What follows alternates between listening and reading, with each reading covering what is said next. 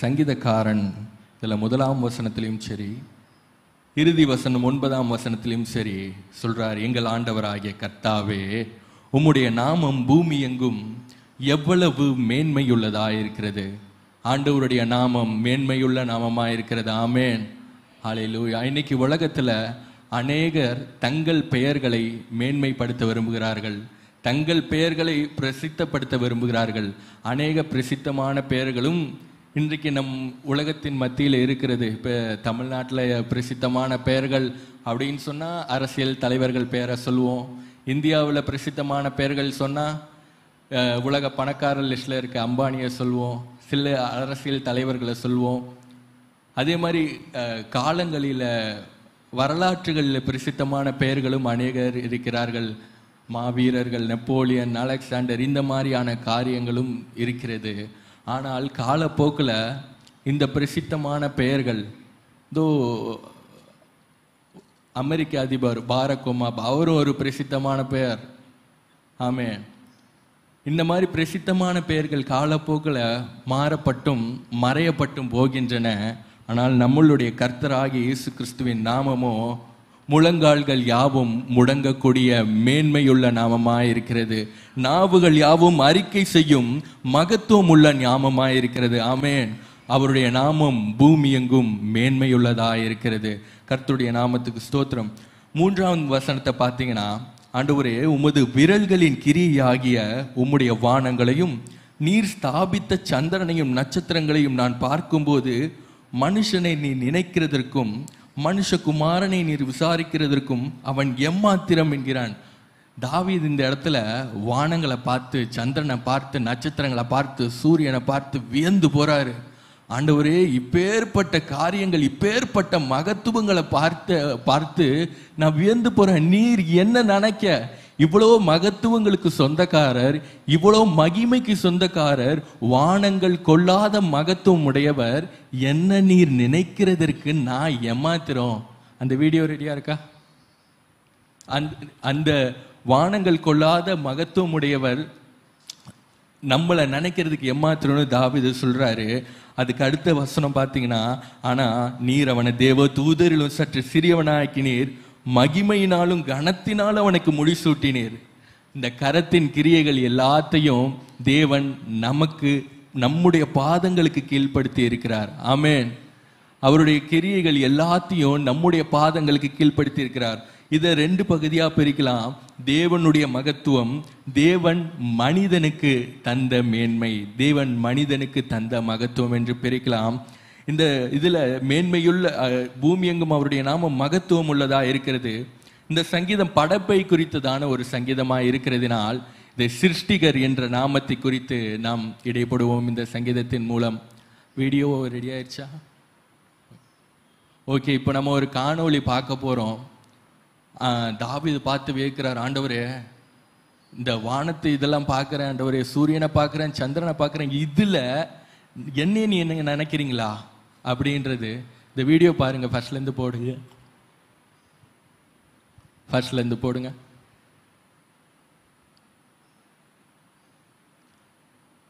இன்னைக்கு நம்மளுக்கு தெரிஞ்சதெல்லாம் ஒரே வானம் தான். ஒரு நிமிஷம். நமக்கு தெரிஞ்சதெல்லாம் ஒரு வானம் தான். நம்ம வெளியே போய் பார்த்தா ப்ளூ கலரில் தெரிகிற அந்த வானம் தான். வேதாமத்தில் 3 வானங்கள் குறிப்பிடப்படுது. பவுல் சொல்றாரு, கிறிஸ்துவுக்குள்ளான ஒரு மனுஷனை அறிவேன், அவன் 3ஆம் வானம் வரையும் எடுத்துக்கொள்ளப்பட்டான் என்று கொரிந்தியர் புஸ்தகத்தில் பவுல் சொல்றாரு. அது பரதீசு என்று 3ஆம் வானத்தை குறித்து சொல்றாரு. 2ஆம் வானம், இந்த பூமிக்கு நம்ம பார்க்கறதுக்கு மேலே உள்ள வானம் 2ஆம் வானம் என்று வேத ஆராய்ச்சியாளர்கள், விஞ்ஞானியாளர்கள் சொல்றாங்க. 2ஆம் வானம், அந்த வானத்தை நம்ம இப்ப சற்று பார்க்க போறோம். அந்த எப்பேற்பட்ட கிரியேஷன், ஆண்டவருடைய மகத்துவத்தை இப்ப பார்க்க போறோம். வீடியோ போடுங்க, பாருங்க. பூமியில இருந்து மேல போயிட்டு இருக்கோம், வானத்துல இருக்கோம்.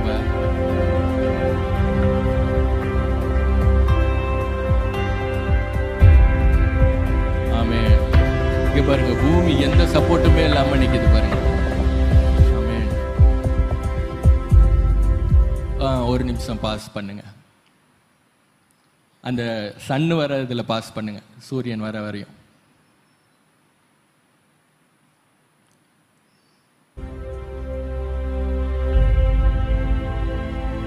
பூமிக்கு வெளியே வந்துட்டோம், வானாதி வானங்கள்ல இருக்கிறோம். நிப்பாட்டிக்கோங்க. பாருங்க, இந்த பூமி இது எல்லாமே ஆண்டவருடைய விரல்களின் கிரியையா. இந்த பூமி எகிப்து மக்கள் சொல்றாங்க, இப்ப தொழில்நுட்பங்கள் தொழில் சாதனங்கள் இருக்குது இந்த காரியங்களை பார்க்க.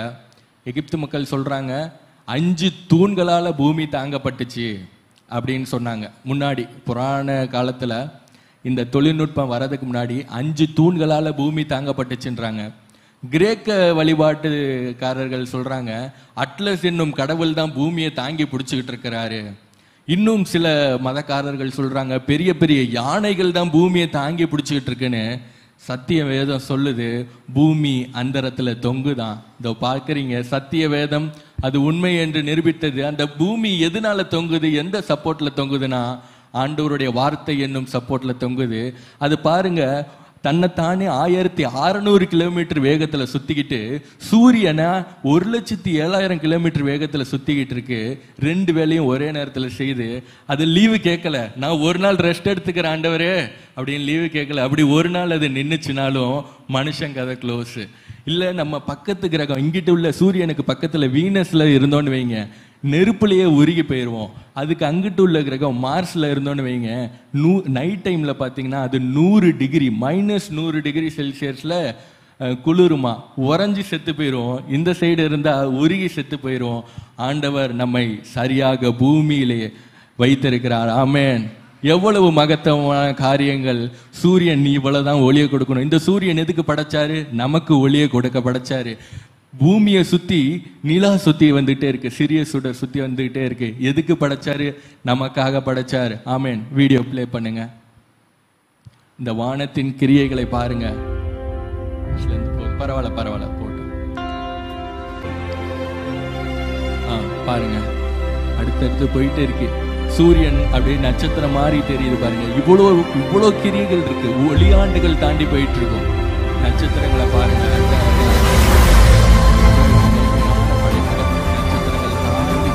பல ஒளியாண்டுகள் கடந்து போய்கிட்டே இருக்கு. இது எல்லாமே அவருடைய விரல்களின் கிரியை. ஆமென். இதெல்லாம் பால்வெளி மண்டலம் வந்துருச்சு. பால்வெளி மண்டலம், இந்த பால்வெளி மண்டலத்துல பூமி எங்க இருக்குன்னே கண்டுபிடிக்க முடியாது. ஆனா இது மாதிரி பல பால்வெளி மண்டலங்கள் இருக்கிறது. இது மாதிரி பல பால்வெளி மண்டலங்கள் இருக்கிறது. பார்ப்பீங்க,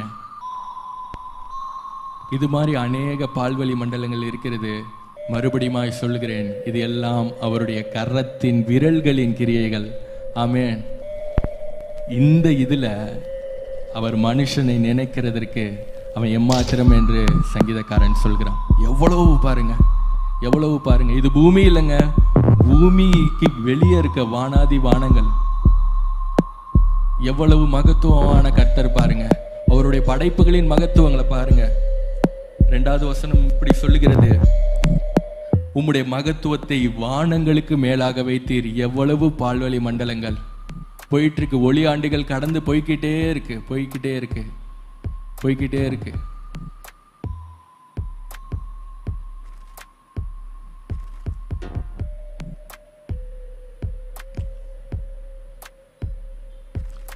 இது யூனிவர்ஸ் அப்படின்வாங்க, அண்டம். போதும். இது மாதிரி நிறைய யூனிவர்ஸ் இருக்குன்னு சொல்றாங்க அறிவியல் ஆராய்ச்சியாளர்கள். இன்னும் கண்டுபிடிக்காதது எவ்வளவு இருக்குன்னு தெரியல. ஆனா எந்த தொழில்நுட்பமே இல்லாம, எந்த தொழில் சாதனமே இல்லாம தாவீது சொல்றாரு, இந்த வானங்களை நான் பார்க்கும்போது ஆண்டவரே நீர் என்ன நினைக்கிறதுக்கு நான் எம்மாத்திரம். இவ்வளவு பெரிய காரியங்கள், இவ்வளவு இதுக்கும் சொந்தக்காரர். இந்த வானாதி வானங்கள் அவருடைய மகத்துவங்களை கொள்ளாது. ஆனா அவர் எனக்காக பூமிக்கு தன்னை தாழ்த்தி அடிமையின் ரூபம் எடுத்து மனுஷ ரூபம் எடுத்து இறங்கி வந்தார். ஹல்லேலூயா. அவர் எனக்காக இறங்கி வந்தார். என்னை நினைக்கிறதற்கு அவர் எம்மாத்திரம் என்று சங்கீதக்காரன் சொல்கிறார். என்னை நினைத்தது நிமித்தமாக பாவத்தில் உழன்று நான் மரித்து போய்விடக்கூடாது என்பதற்காக என்னை நினைத்தபடியினால் அந்த பூமிக்கு அவர் இறங்கி வந்தார். ஹல்லேலூயா.